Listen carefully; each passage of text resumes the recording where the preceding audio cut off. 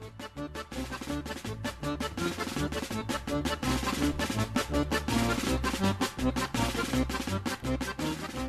de comenzar a falar da matanza, son Elisa, e por sorte fixen e aínda fago a matanza na miña casa. Actualmente xa case non se fan nas nosas aldeas a matanza do porco, pero afortunadamente para min teño o privilexio de vivir nun pobo onde aínda se conservan varias tradicións e a matanza é unha delas. A matanza soe facerse entre os meses de novembro e decembro, aínda que xa botamos man de algunhas máquinas como o soplete, que sirve para queimar o pelo do porco, e a picadora, que sirve para picar a carne e encher a tripa. Na miña casa, a maioría das tarefas aínda se fan a man. As facemos tal e como recordo verlle facer a miña nai.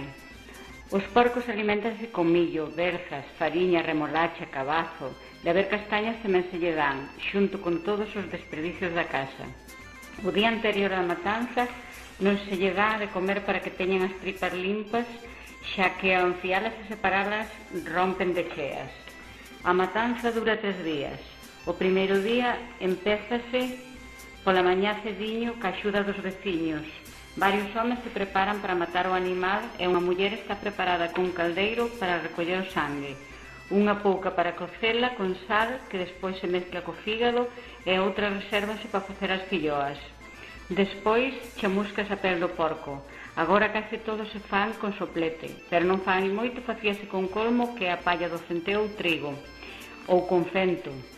Cando está ben douradiño, lávase moi ben con cepillo ou carqueixa, que é unha planta que hai no monte que é moi áspera. A continuación é o momento de abrir o porco, e as mulleres están preparadas para extremar as tripas e limpalas das grasas. Estas grasas é o orellón, e desto faise a manteca, que antiguamente usábase para cociñar e conservar os chourizos.